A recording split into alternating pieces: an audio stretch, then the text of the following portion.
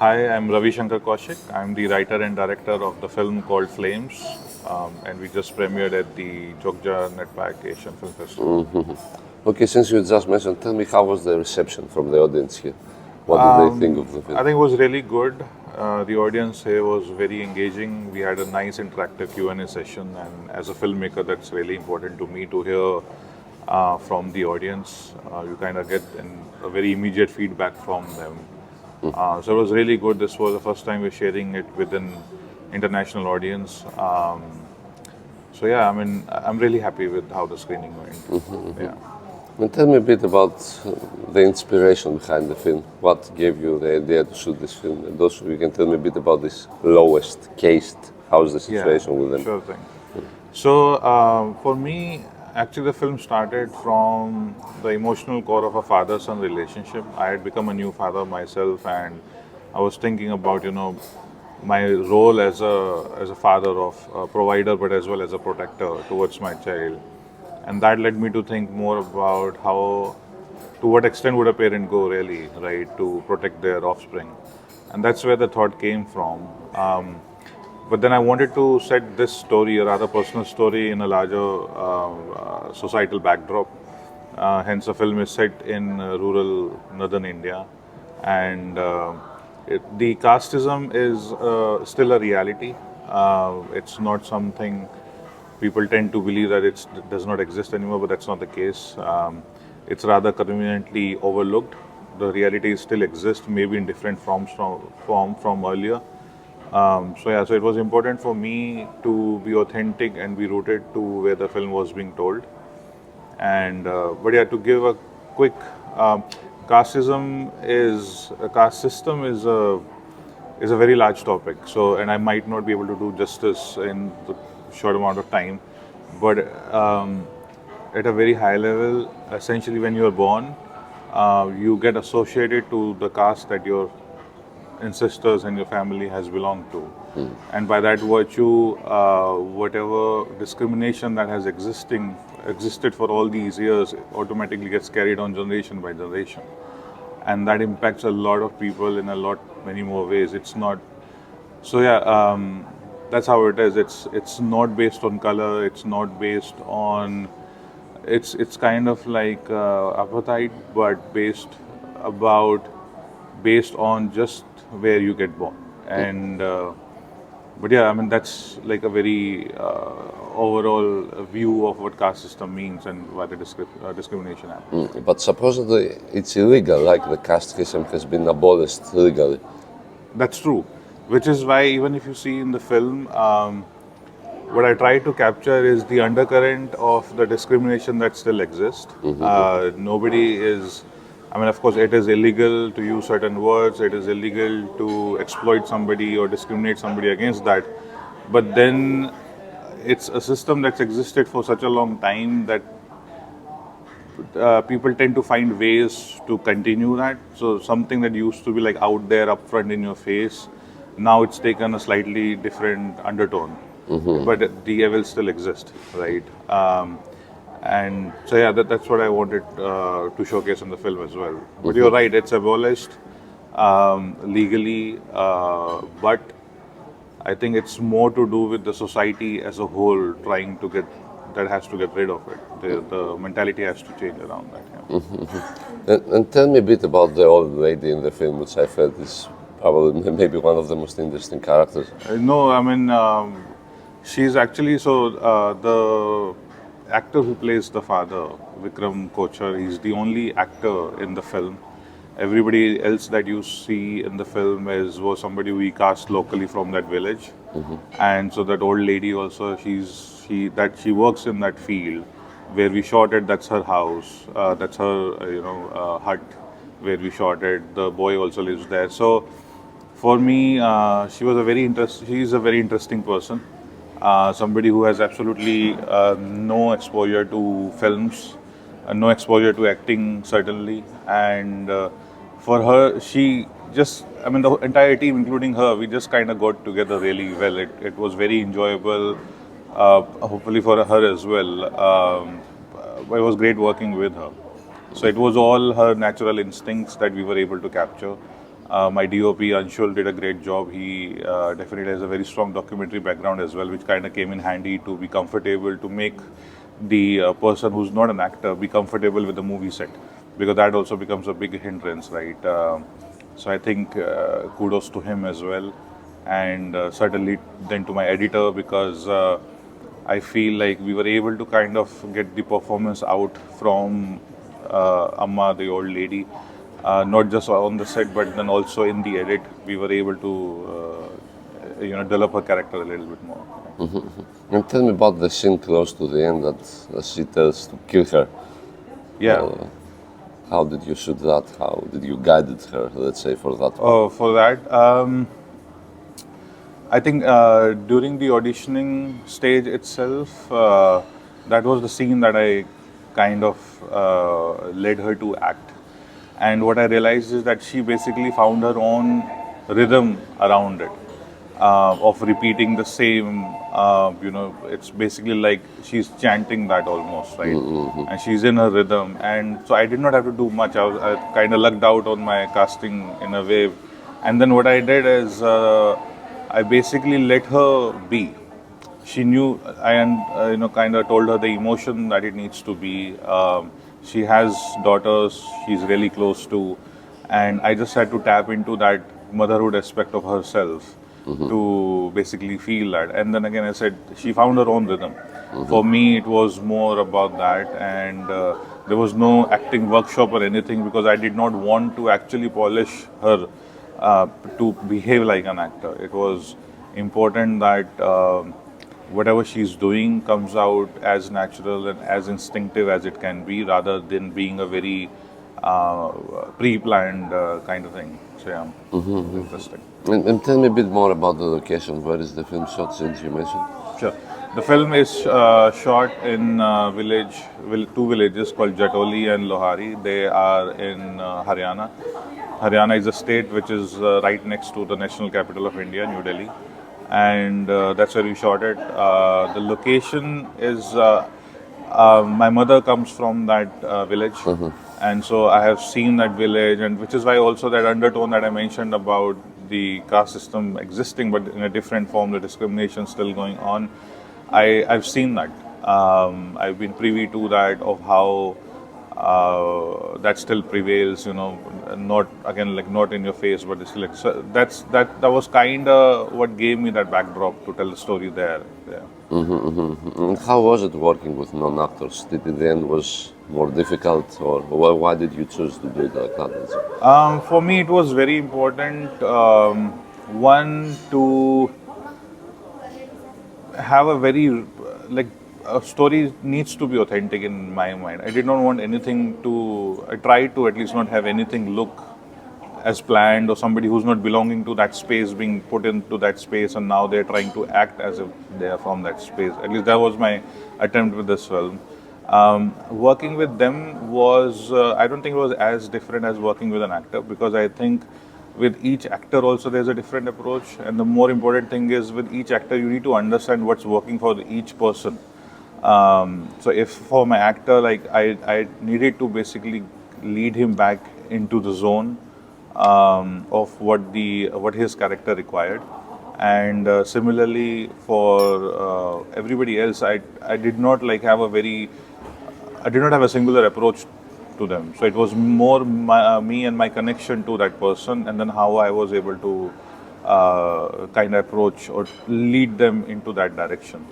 Yeah. And you mentioned that the only actual actor was the main character. So Right. how did you choose him? How did you cast him? So he's a friend, and also I was comfortable with him because we shot the film in very limited budget and time. So it was important for me, and I knew the film lands on his. Depends on his shoulder, largely for the acting performance.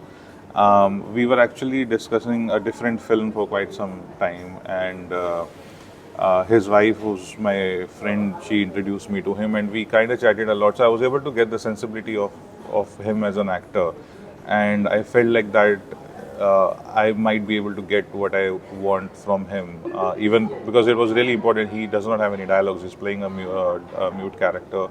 So it was more around me being comfortable as well with him. because again, like I did not have that big a budget to like have a like a vanity van or have a hotel room. Or it was done more like a friends coming together and let's get a film made. So that spirit, yeah. And the boy, The boy again, he's from that village. I you know did him auditions through. or? Yeah, when I auditioned the boy, I was actually planning to cast his older brother, but then he because they were kind of an inspiration as well of somebody who's growing up there and what kind of upbringing they are having. So with this boy, he was when I auditioned him, I kind of realized even when I was talking to him and just asking him about day to day and so like what is it that is kind of he's not happy with right now, and I could see his eyes moisten up.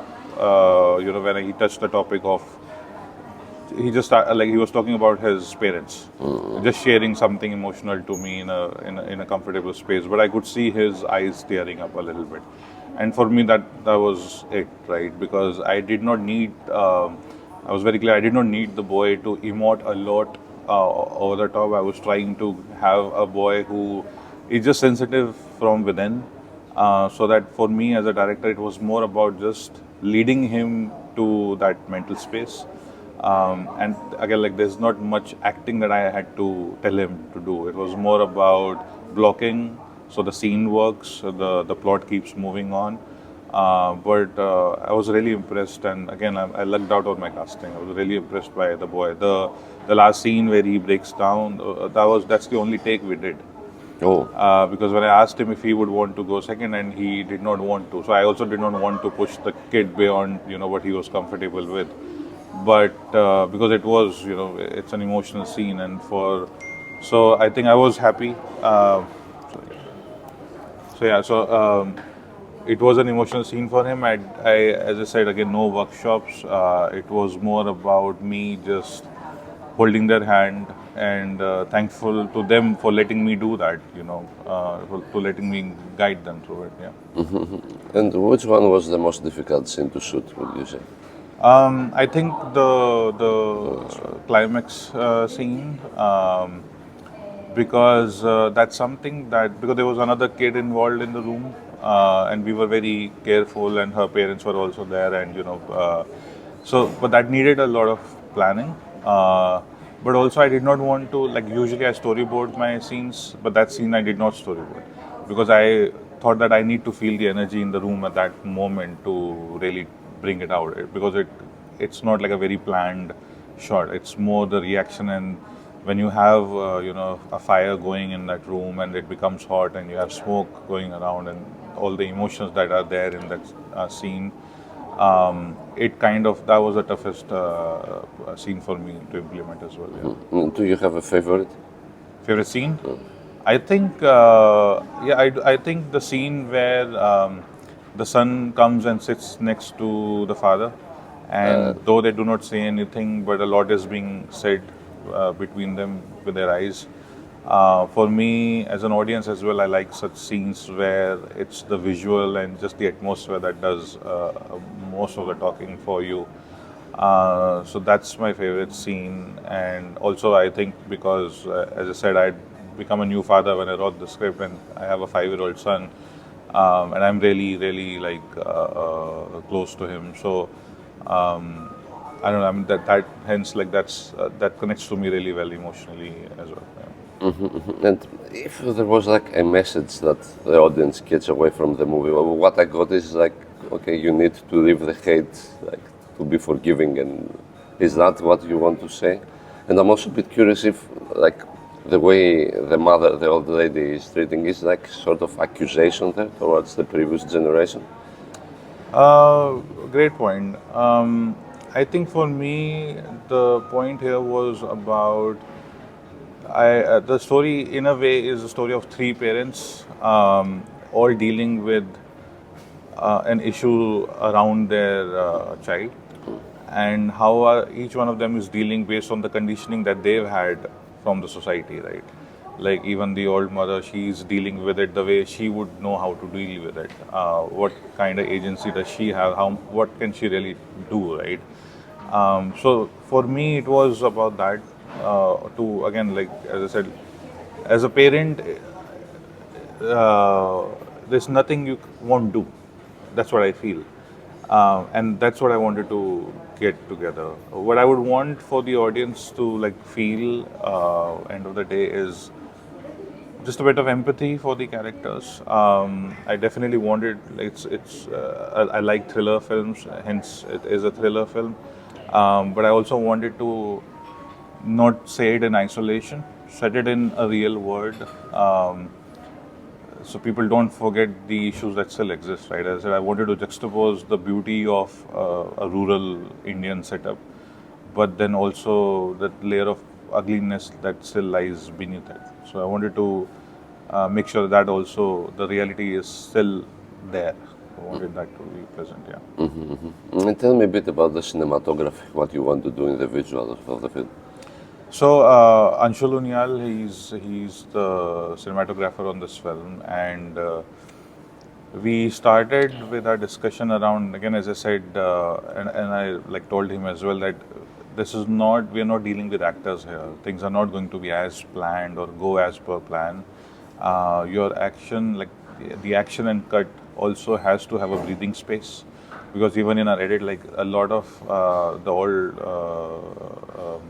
lady's performance came from shots which were before action and after cut, because that's where her natural reactions to me were coming out. So, and that's again like a very kind of documentary kind of an approach. We let it breathe, and so that's why we were able to get it. For me, it was very important to maintain the atmosphere in the film, and I think he did a great job with the lighting that he did. We try to not overpower anything, use as much of natural lighting as we can. Again, with a limited budget, it's not like we could light up the whole field. And to shoot night in a field, in a farmland, in the limited lights that we have, I think he did commendable job.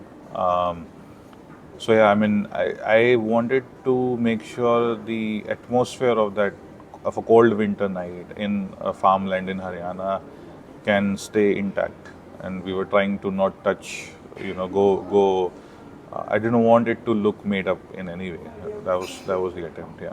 And about sound and music, and Yeah. I'm also interested in this climactic scene Yeah. where the music goes. Yeah, yeah. Yeah, I think sound design is probably the one where we did a lot of hard work. Kudos to Yatrik and Amit, the sound designers. It was a very enjoyable working process with them, because again, I think my work as a director in this entire journey has been to just make sure people stick to the zone of the film, because it can easily go in a different direction. And again, it was all coming back to let's keep it real, and so I'm really happy with where we landed with the sound design, because even in script, the film depended a lot on a great sound design. There are scenes which are written around the presence of sound, which was not there on the set. The scene's performance, the actor's performance depends on what kind of sound design is going to happen. And so it was an interesting experience. Music, again, like Advait Nemlekar, he did the music for us. A great learning experience with him as well. We had real artists play the instruments. We had a cello player and we had a sarangi player. It was a great process working with them. For me, music, I was always what I was going for is to make sure music does not lead an emotion, but it does complement the emotion a bit. That's how I like the cinema that I enjoy. At one point, we were even kind of thinking about should it have music, not have music. But then I went with my personal choice, the kind of films that I tend to like. I don't mind music accentuating my emotion in a particular scene. So that was the approach we took towards that. Yeah. In general, what is your opinion of the Indian movie industry right now?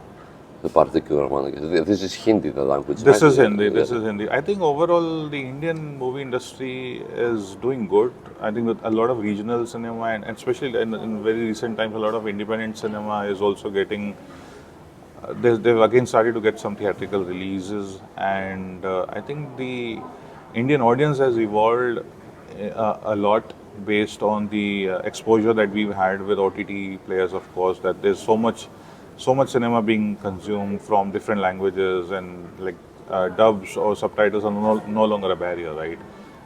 The entire word cinema is also available for everyone to watch. And I think it's a good space because I feel like every film has its own audience, and it's about reaching to them. So hopefully that situation, the distribution aspect of it becomes, hopefully it becomes easier as things progress.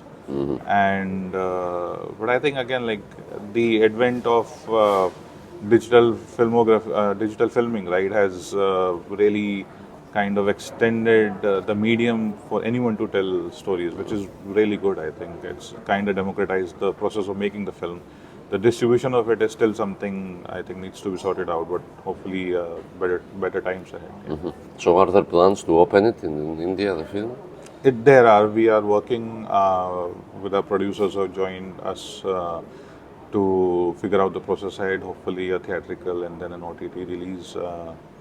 But we're still at very nascent stage of that journey. But hope to have the film come out soon. And future projects, what are you working on next?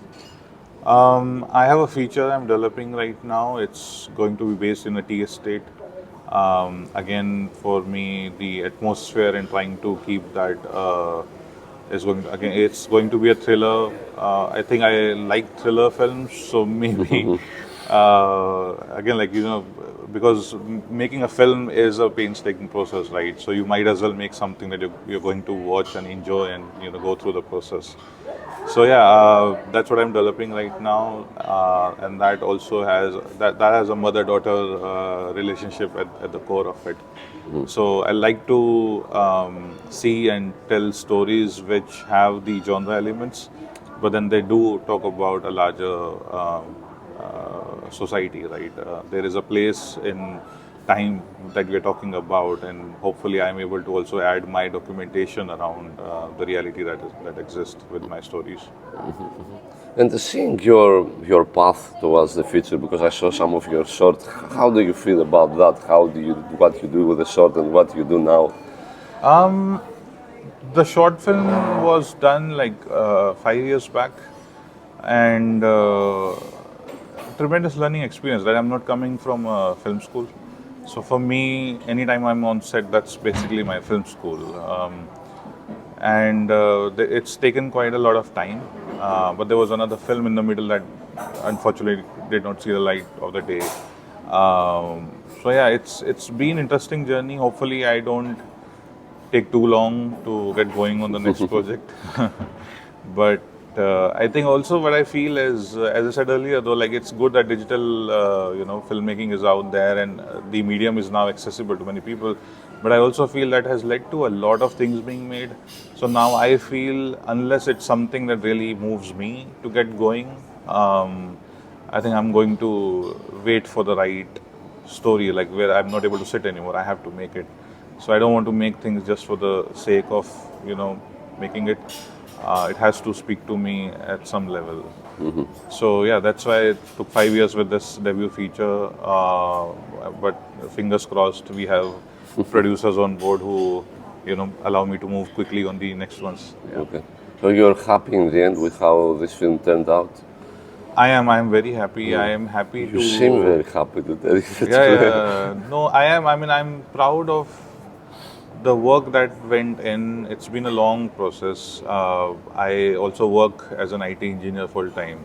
So to be able to, I've made the film on my vacation days and over the weekends, and after I finish my job, and then I go to my editor at like editing at like 2 at night and finishing at 4 in the morning, that kind of thing. So for me, and also like it's not just my effort. I'm really happy that I feel, and hopefully my crew feels, that I've been able to do justice to everybody's work. And that was always the core for me, even for my crew. I want everyone in part of the team, to be happy with the work that they've done. They need to be proud of it. They need to own it up. So for me, I'm happy that this is my first film, and I mean, tremendous learning experience for me. It's a deeply satisfying process. Okay. Well, I guess that's it. Thank Yeah. you very much. Thank you so much. Thank you.